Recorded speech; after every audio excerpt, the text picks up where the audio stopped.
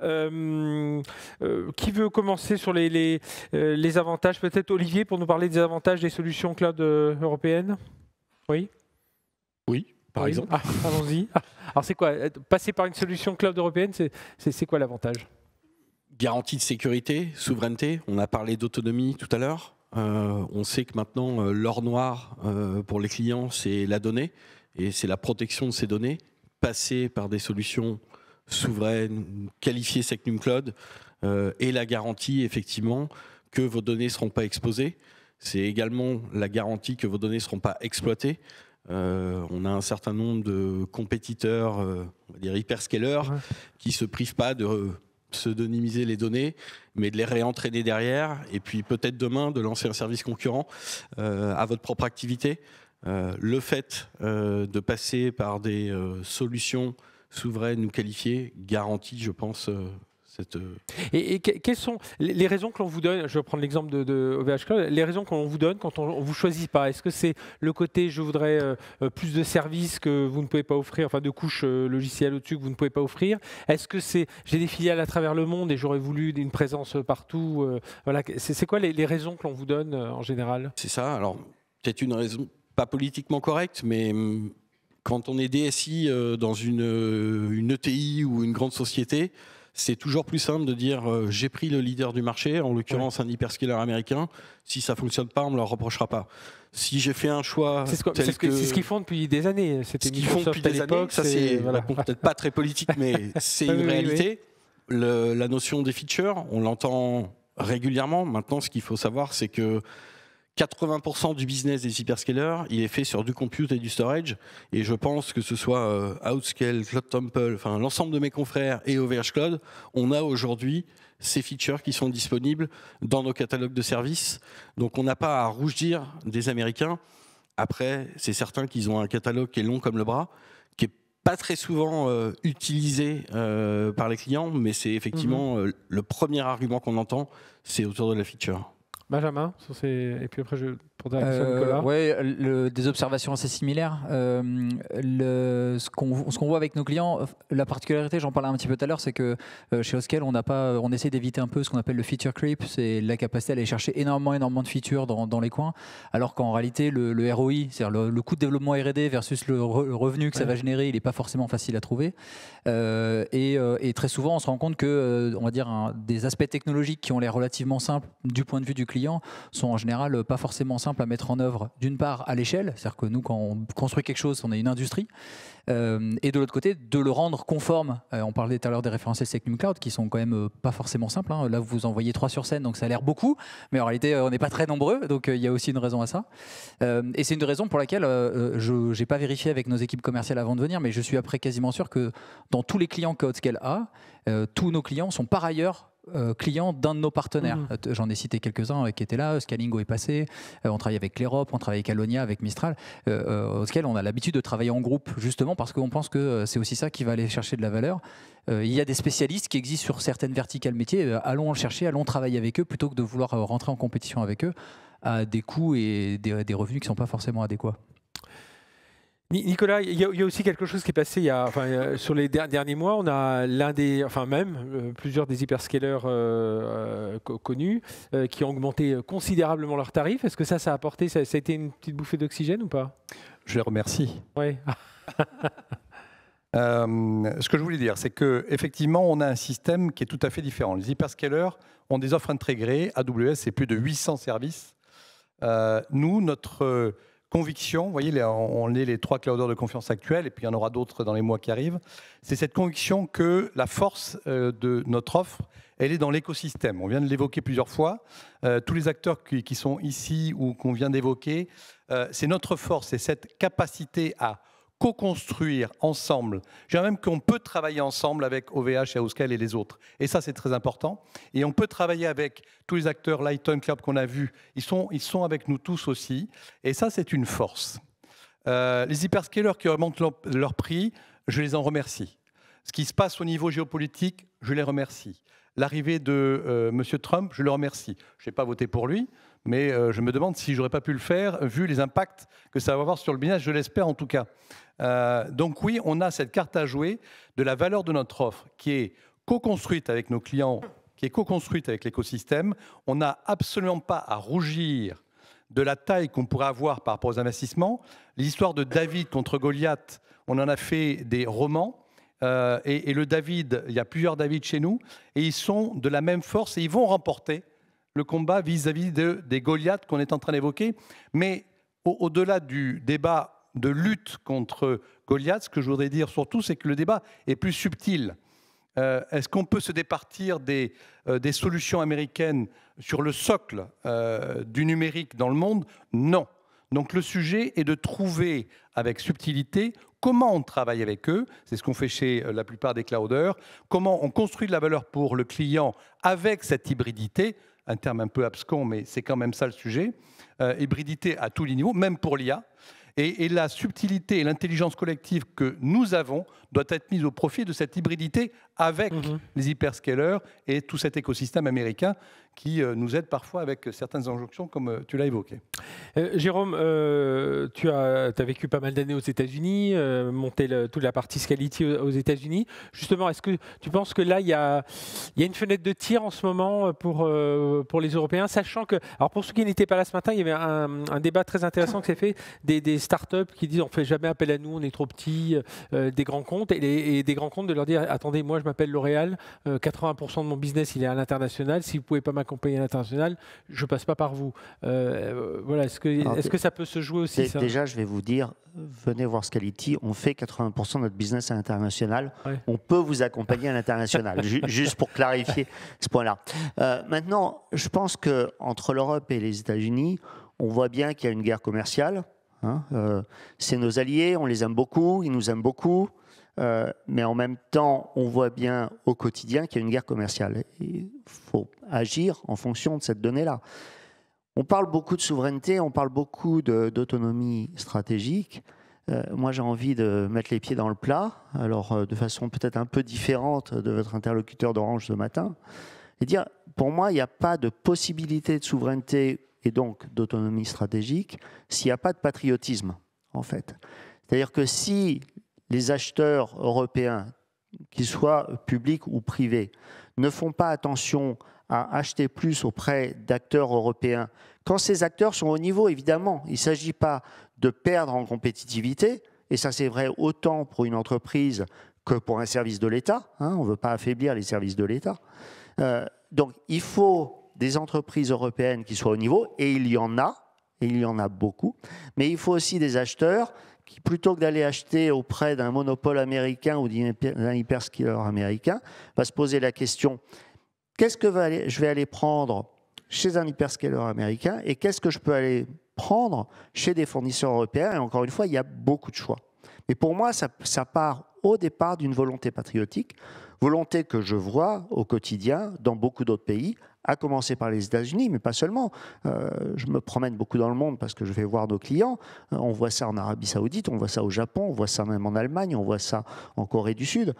J'ai un peu l'impression que la France est le seul pays à se promener dans un monde de bisounours.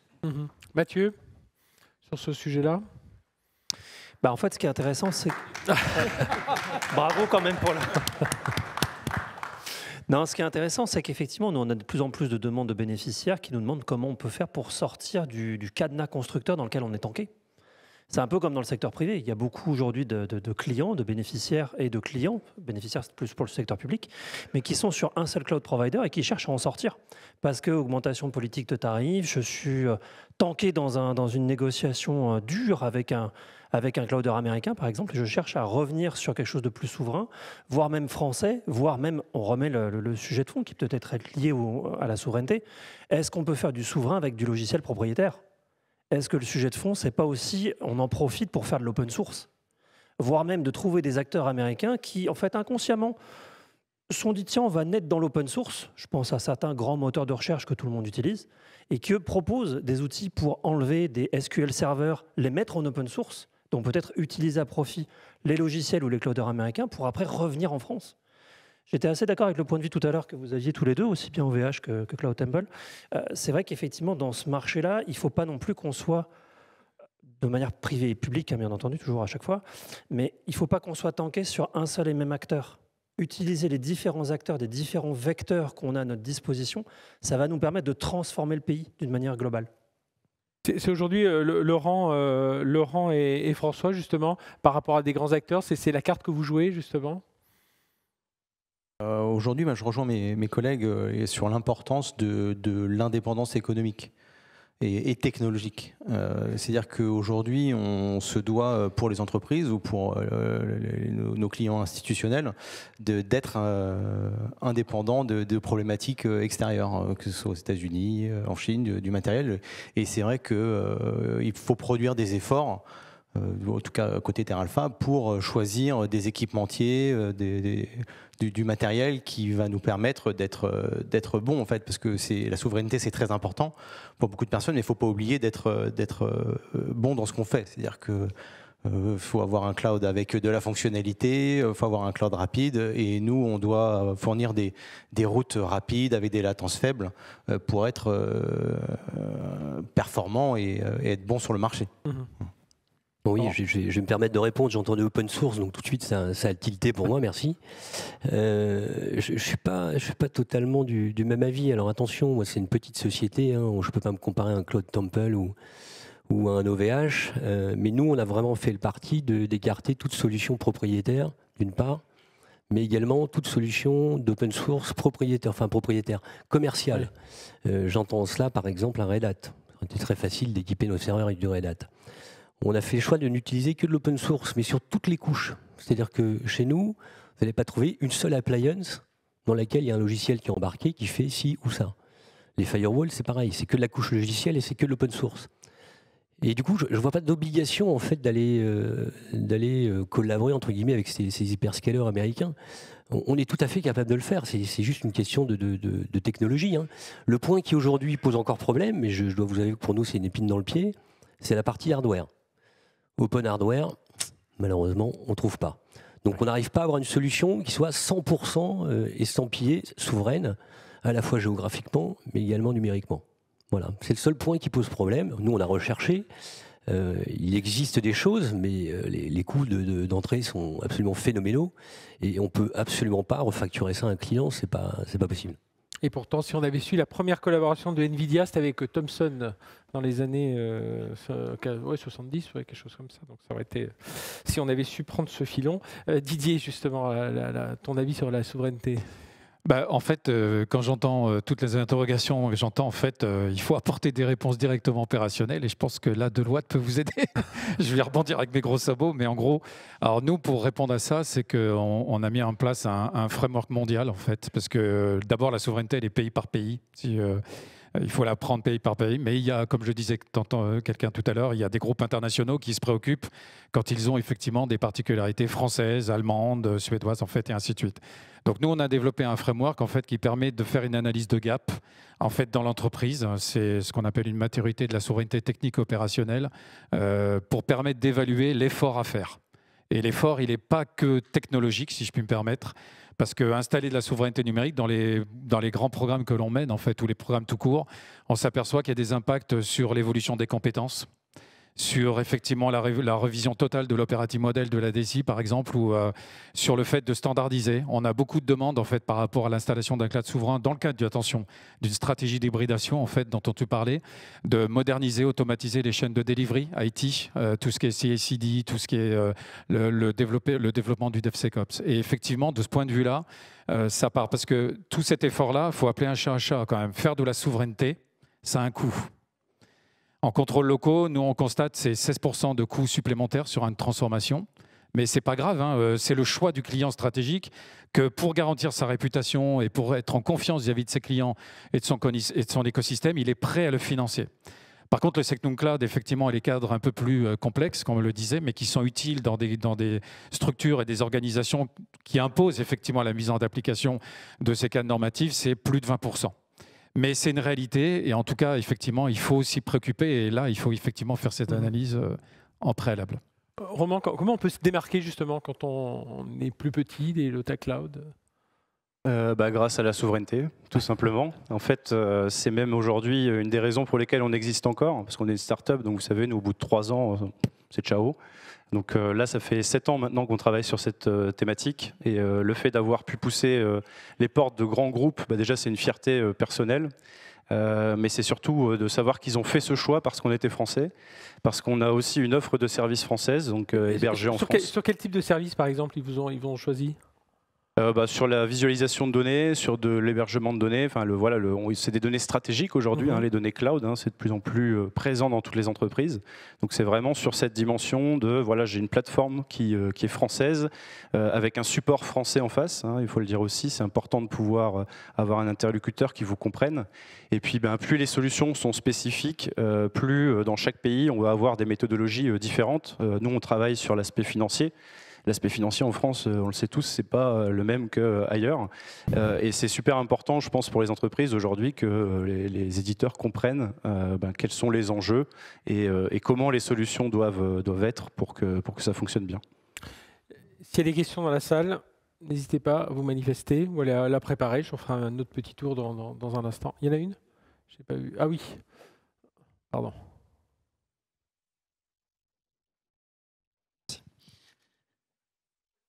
Est-ce que l'expression d'un quelconque patriotisme est compatible avec le code de la commande publique? Je ne suis pas juriste, mais j'avais compris qu'il était illégal de mettre un critère de localisation, de nationalité dans un appel d'offres public. Alors, je vais prendre la question. Je ne suis pas un spécialiste au sens où je ne fais pas partie de l'administration et je ne suis pas juriste. En revanche, nous avons beaucoup de clients issus de l'administration en France. D'ailleurs, nous avons beaucoup de clients issus de l'administration dans les autres pays aussi. Et en fait, quand on discute avec les acheteurs publics, il y a beaucoup plus de flexibilité dans le code des marchés publics qu'on veut bien lui attribuer. Donc c'est beaucoup plus comment ces administrations mettent en œuvre leurs appels d'offres pour pouvoir tenir compte de facteurs d'impact économique locaux. Mais c'est complètement possible. Le truc, c'est que les acheteurs de commandes publiques, comme les acheteurs dans les grands groupes, parfois se disent je vais au plus simple.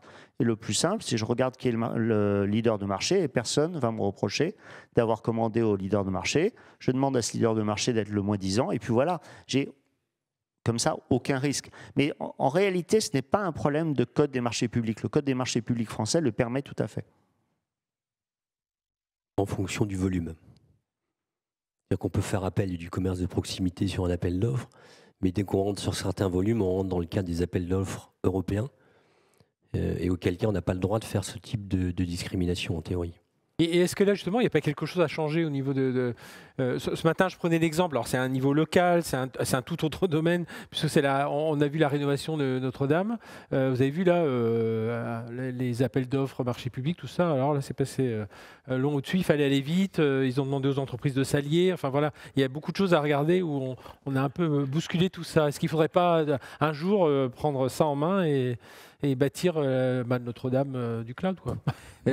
Juste une remarque pour compléter la réponse de Jérôme tout à l'heure, je pense que Secnum Cloud est justement un des aspects pas de préférence ou de patriotisme, mais de comment on met des contraintes qui est un facteur discriminant qui va de fait favoriser des acteurs a fortiori français, UCS plutôt des acteurs européens. Alors si tant est qu'on arrive à un accord sur les derniers étages du référentiel, ça fait quand même quelques années que c'est en discussion. Mais je pense que typiquement Secnum Cloud fait partie des critères discriminants et qui vient d'ailleurs d'une directive de notre gouvernement. Le gouvernement français a dit on a une politique de cloud, on souhaite favoriser les fournisseurs de cloud qui sont qualifiés Secnum Cloud. C'est un référentiel qui est édité par un organisme qui est rattaché quand même au bureau du Premier ministre, qui indique un certain nombre de règles de sécurité pour être capable d'être conforme. Je ne suis pas expert du référentiel, mais en l'état actuel des choses, être conforme au référentiel en étant adossé à non pas des technologies, mais à des services qui sont fournis par des tiers, a fortiori américains, aujourd'hui c'est extrêmement complexe et je pense que le référentiel a été designé en ce sens. C'est une volonté politique, ce référentiel. Et donc la préférence de la commande publique dont on parlait tout à l'heure, de mettre des critères discriminants qui ont valeur, je pense que c'est important, parce qu'ils ont du sens dans le cadre de ce type de marché.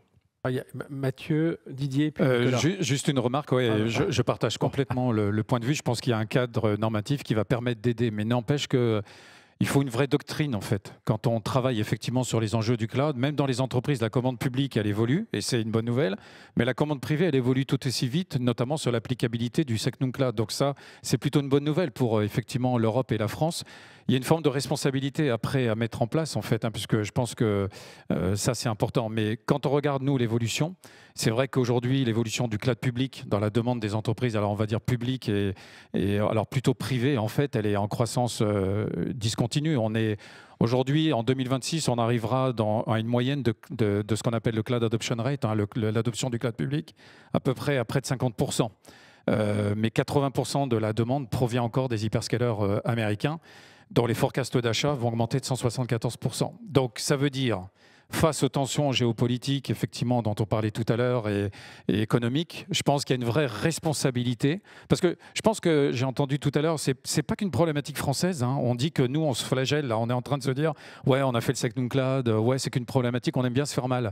Mais non, les Allemands, les autres pays européens sont en train de regarder. Il n'est pas impossible demain qu'il y ait un risque. Alors attention à ce que je veux dire, mais imaginez que demain, il y a un reversement économique ou un reversement, effectivement, politique. Avec soi-disant, je disais, alors avec monsieur tout à l'heure, où il y a des gens qui veulent mettre la mainmise sur le Groenland ou d'autres, par exemple, en se disant qu'il y a une restriction, par exemple, des usages des technologies américaines. Pourquoi pas, hein. Enfin, je veux dire, après, bon, on ne va pas tomber là-dessus, puisque Vance a annoncé qu'effectivement, il n'y aura pas effectivement pas de discrimination, mais d'arrêt à ce côté-là. Mais je pense qu'il faut quand même que maintenant, on rentre effectivement de plus en plus dans cette forme de responsabilité pour anticiper le point. Alors Mathieu, Nicolas et puis Olivier. Rapidement, ce qui peut être intéressant aussi, c'est quand on regarde les autres pays européens, comment eux, ils utilisent du cloud, je pense notamment à l'Angleterre, c'est qu'il y a beaucoup moins de vecteurs de contractualisation. Et en fait, en France, on est quand même des champions européens pour diluer en fait la compétence d'achat, la capacité d'achat auprès de 150 centrales d'achat qui sont toutes les unes et les autres en concurrence, voire des appels d'offres qui sont dédiés à certaines entités étatiques ou non, alors qu'on a des vecteurs contractuels aujourd'hui. Alors, je vais évidemment prêcher pour ma paroisse, mais l'UGAP, on a un vecteur contractuel qui nous permet, à l'instar de ce que j'ai déjà entendu sur ce marché, on met 1 mois et demi pour avoir un traitement de commande. Nous, on est capable de le faire en pleine zone de rush en 15 heures.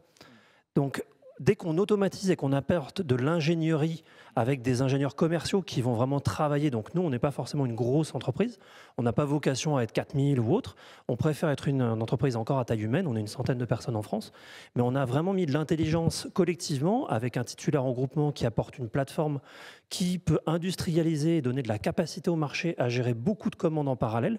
On peut proposer à toutes les entités publiques un vecteur intéressant financièrement parlant. Quand on se compare aux autres centrales d'achat, on est les moins chers. Et surtout, on propose 15 cloud providers différents. Demain, vous voulez faire du multi-cloud, venez, on peut le faire. On peut collectivement travailler avec OVH, Kelway, on peut travailler évidemment avec Cloud Temple, 3D SoftScale. Je fais attention parce qu'ils me regardent tous en fait, est-ce que je vais les citer ou pas? Donc je fais attention. Mais bien évidemment, avec les Français, comme je vous le disais, on peut paralléliser avec des Américains pour se dire comment on fait pour reprendre de la souveraineté. Le but, c'est pas de dire qu'on est anti-américain. Le but, c'est d'être intelligent et puis de dire qu'on essaie d'utiliser un peu tout le monde de manière intelligente. Nicolas. Pour poursuivre du coup, de manière intelligente pour le bénéfice du client. C'est-à-dire que notre sujet, c'est le client. C'est la valeur pour le client.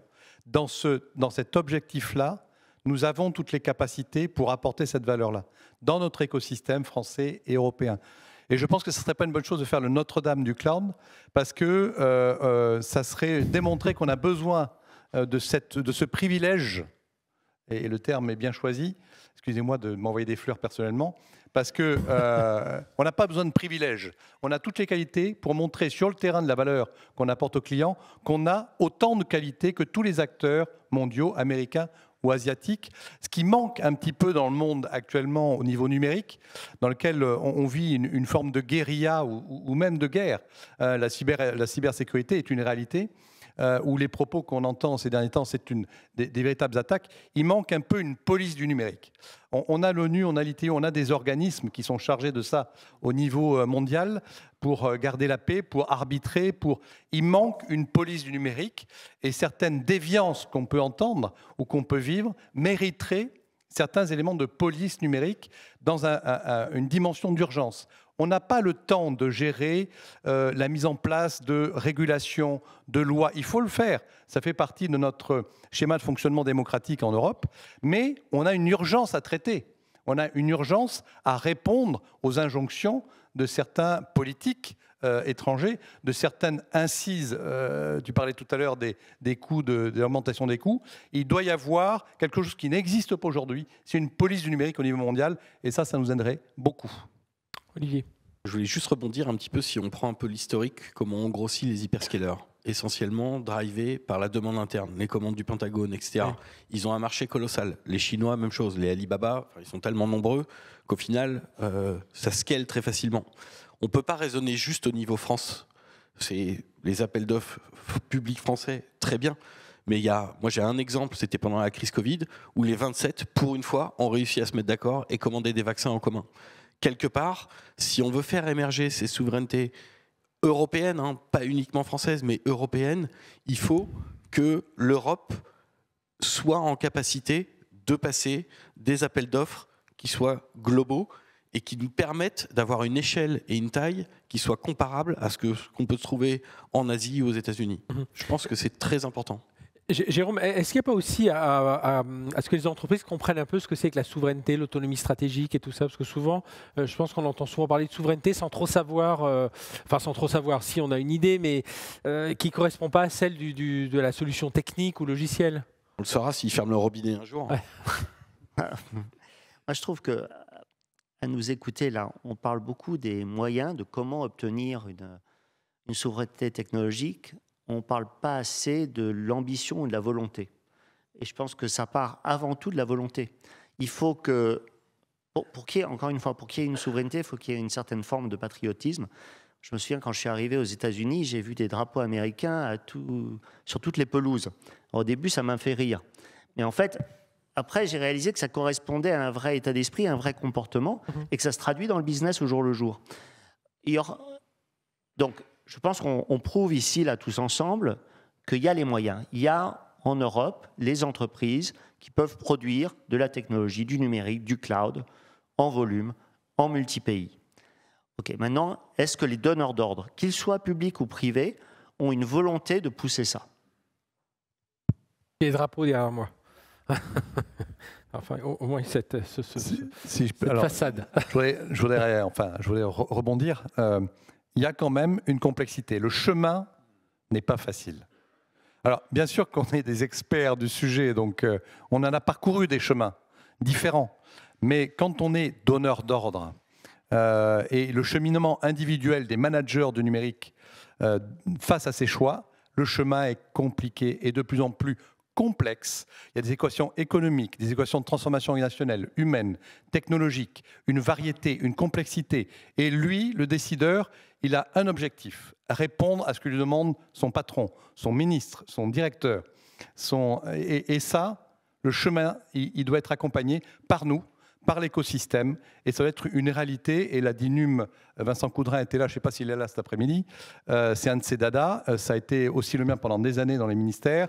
L'accompagnement que j'évoque est essentiel si on veut progresser par rapport à ceux qui commandent. Je suis 100% d'accord, et si je caricature, je suis caricaturé à l'extrême, donc il y a le choix entre on outsource toute la compétence aux hyperscalers américains, et ça va marcher, je vous garantis que ça va marcher demain. Par contre, dans 10 ans, on n'aura plus la compétence, c'est garanti. Ou alors, est-ce qu'on fait l'effort? Et oui, c'est difficile, entièrement d'accord avec toi, mais on garde la compétence. Question dans la salle. Oui, il y a une question au fond. Oui, merci. Il y a une partie de la question qui a déjà été répondue. Ce que je reçois, c'est on a des acteurs extraordinaires pour développer du soft. On a des acteurs qui sont prêts à faire de l'hébergement. Et j'ai entendu à demi-mot quelqu'un nous dire tout à l'heure, en fin de panel de ce matin, oui, peut-être que les gars de NVIDIA, je crois, vont nous couper le robinet.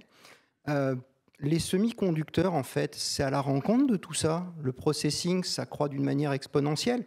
J'ai toute confiance dans toutes les personnes qui sont là pour héberger. Pas de problème.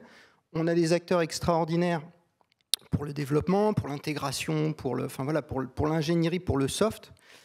On fait quoi si Taïwan arrête de nous envoyer des semi-conducteurs au kilomètre ou si les gars de NVIDIA nous disent « Stop, on va d'abord alimenter, sans parler de complètement fermer le robinet, on va d'abord, pour des raisons de concurrence, de scale et puis de proximité, fournir les GAFAM. Les Chinois ont un petit peu résolu leur problème en disant « nous, on va créer nos propres semi-conducteurs ». Voilà. Qu'est-ce qu'on a en Europe en termes de semi-conducteurs qui soient capables de produire de la puce CUDA ou de la puce x86 ou x64 ? Et puis surtout l'architecture logicielle aussi, hein, les CUDA pour NVIDIA. Alors Didier, Benjamin. Ouais, alors juste pas une réponse technique parce que quand on attaque quand on travaille sur le sujet de la souveraineté, que ce soit le cloud souverain, on a 4 dimensions qu'on prend en compte en fait dans nos travaux. C'est la souveraineté purement opérationnelle, c'est-à-dire gestion des fournisseurs. Effectivement, si je fais simple, la souveraineté des données, qui est la plus classique et la plus avec les matrices d'éligibilité qui sont de plus en plus demandées aujourd'hui pour les clients, surtout dans le cadre d'une hybridation. Le troisième, c'est la souveraineté software, c'est-à-dire software-hardware. Là aussi, pour pas effectivement être complètement dépendant d'une feuille de route d'un éditeur, par exemple X, et de savoir comment l'entreprise se retourne, voir la souveraineté infrastructure et network également. Donc, tous ces dimensions-là. Je précise un point aussi, parce qu'en vous écoutant, ça me fait penser quelque chose, c'est que très souvent, quand on parle de souveraineté, nous, on met en avant la notion d'IP dans les entreprises. C'est-à-dire les entreprises, elles conçoivent énormément d'actifs digitaux. Et les faire utiliser dans un cloud souverain, par exemple, pour protéger, pour être au bout dans la chaîne de valeur, c'est très important. Donc ça, c'est un élément extrêmement, parce que tout ça se valorise. On n'est pas très bon, par contre, en Europe, il faut le dire, pour effectivement créer des activités, enfin pas pour les créer, mais pour les valoriser. Ça, les États-Unis savent très bien faire, en fait. Ils nous noient d'ailleurs, en fait, là-dessus. Mais moi, j'ai déjà une première réponse. Je sais que ce n'est pas complètement toute la réponse que vous attendiez, mais si vous voulez compléter ma réponse technique. Voilà. Benjamin. Juste remarque sur la partie technique, donc il y a quand même des initiatives en Europe. Il y a CIPERL, qui est une initiative européenne de processeurs européens. C'est des choses qui mettent du temps. Le développement d'un processeur, on parle en milliards ou en dizaines de milliards à investir. On parlait tout à l'heure en plus des problématiques de compétences. Je crois que Intel, dans ses dernières références de processeurs grand public, ils l'ont fait graffer par TSMC. Donc il faut dire que même Intel en est au stade où ils ont des problèmes à graver eux-mêmes leurs processeurs. Intel étant quand même le géant historique de la mémoire et des microprocesseurs. Donc je pense qu'il faut choisir ses combats. Il faut partir des combats qui sont les plus pragmatiques. Et les premiers, on parlait tout à l'heure d'application des lois extraterritoriales. On a parlé des référentiels normatifs. On a parlé de la sécurité opérationnelle, c'est-à-dire la capacité à enforcer on va dire l'indépendance et l'autonomie d'exploitation. Et bien après, quand on continue à remonter les enjeux de supply chain, c'est des enjeux qui deviennent de plus en plus grands. Je pense que c'est pas un enjeu auquel la France ou même l'Europe est uniquement confrontée. Je pense que c'est un problème aussi pour les Américains, de manière assez ironique. Et dans une certaine mesure, vous disiez que les Chinois avaient fait des choix. Moi, je travaille avec des gens qui travaillent sur les puces chinoises. Je peux vous dire que personne ne les envie, on va être très clair. Donc, je pense que c'est un chemin qui est beaucoup plus long en termes d'échelle.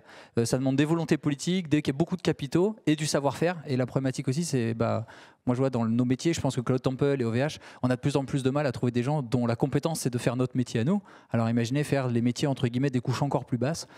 C'est effectivement très, très complexe de monter des entreprises sur ce type de compétences. Il y a des sujets qui sont au niveau mondial, c'est ce que j'évoquais tout à l'heure. Des sujets comme vous évoquez, c'est comme l'écologie qui doit être traitée au niveau mondial. Et donc renforcer les pouvoirs des organismes de l'ONU, l'IUT, etc., pour pouvoir traiter des sujets comme ça me semble indispensable. Indispensable. On attend pour une dernière question. Oui, il y a un monsieur devant.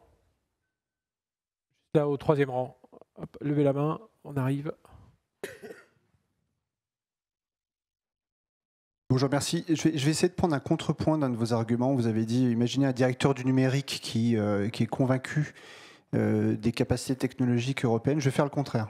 Imaginez un directeur du numérique d'un grand groupe qui n'est pas vraiment convaincu par les capacités technologiques européennes et qui en plus a des exigences de son DG pour maîtriser sa base de coûts et délivrer sur des nouvelles technologies. Qu'est-ce que vous donnez comme argument pour le convaincre ? Des exemples similaires déjà pour commencer. Olivier. Oui, des exemples déjà similaires. Si j'ai un client qui est dans la même configuration, je lui apporte un exemple équivalent, indépendamment de la démonstration de la capacité fonctionnelle, de servir son délai, de l'accompagner, de maîtriser son délai, son coût, de l'accompagner aussi sur son schéma, son modèle économique, avec une maîtrise des coûts qu'on va pouvoir partager et construire ensemble. Donc des tas d'arguments, mais voilà, un global qui devrait le convaincre, c'est sûr. Olivier? Le ratio prix-perf, l'éco-responsabilité, il peut y avoir... Pardon, le ratio prix-performance, qui peut être effectivement un des critères. L'éco-responsabilité, je ne pense pas que ça fasse gagner un deal aujourd'hui, mais ça peut en faire perdre. Intrinsèquement, j'aurais tendance à dire, si vraiment il est déjà convaincu, de toute façon, il n'y ira pas. Enfin, je pense qu'on le pense tous. Hein. Je vais dans le sens, c'est que je pense que des clients pour lesquels la souveraineté n'est pas un sujet, en tout cas, je parle pour le coup pour ma paroisse pure chez Oskel, on ne se bat pas sur le terrain des GAFAM. Pour nous, on va dire, je pense que le marché est encore suffisamment grand sur le mobile. Tout à l'heure, parlait côté Deloitte, on parlait, on va dire, de la marge de progression. Aujourd'hui, il y a des acteurs qui ont besoin de cloud souverain et qui n'y sont pas encore. Donc, occupons-nous d'abord pour d'eux. Et ensuite, je pense que s'il n'y a pas de volonté politique dans les entreprises, et l'éco-responsabilité est un très bon autre sujet du même ordre, s'il n'y a pas de volonté politique dans les entreprises, ça n'arrivera pas. Très rapidement. En conclusion, je pense multi-cloud. Enfin, on l'a dit au départ, hein, il ne faut pas penser qu'on va sortir demain les hyperscalers américains. On va venir en complément d'eux. L'hybridation et le multi-cloud, je pense que c'est une réponse, que ce soit des sociétés privées ou du public. Allez, Didier, puis ensuite Jérôme pour la conviction. Alors, pour la conviction, en fait, hein, vis-à-vis de la question que vous avez posée, qui est très pertinente, en fait, moi, je partage complètement. Je préconise une coopétition, en fait. Tout dépend, en fait, si on parle de IaaS, de PaaS ou de SaaS, en fait. Là, l'évolution, en fait, du Secnum Cloud, en fait, et même de la souveraineté, on est effectivement passé du IaaS et maintenant l'enjeu il est sur le PaaS, très clairement. Donc tout dépend si votre Chief Digital Officer, en fait, lui, il veut être convaincu par effectivement, mais en gros, vous aurez une hybridation qui va s'installer là pour les prochaines années, c'est sûr. Rien ne vous oblige dans votre hybridation de mettre en place, de travailler on-premise, cloud public, cloud privé, il y a plus que 20%, la diminution est constante. Mais aujourd'hui, d'avoir un cloud de confiance ou cloud souverain à côté qui peut être opéré par effectivement les entreprises qui sont là. Et donc tout ça, par contre, attention à la gouvernance. Et attention, effectivement, on milite, nous, par exemple, à la création de ce qu'on appelle le Chief Sovereignty Officer dans les entreprises, parce qu'aujourd'hui, c'est l'affaire de tout le monde et personne à la fois. C'est ni le RSSI, ni la DPO, ni effectivement le CCOI. Et en fait, l'idée, c'est quand même d'avoir quelqu'un qui agrège et qui responsabilise l'entreprise pour justement rendre pérenne en fait, cette stratégie de souveraineté numérique. En fait. Jérôme, vous connaissez l'adage « nul n'est prophète en son pays ». Quand on a démarré Scalitis, c'était il y a 15 ans, on a démarré aux États-Unis, en France et au Japon. Et paradoxalement, en France, ça ne démarrait pas. Personne ne voulait nous faire confiance, on était une entreprise française. Et ce n'est que quand on a eu du succès aux États-Unis et au Japon et qu'on a pu le prouver et le dire aux décideurs français qu'on a eu du succès en France.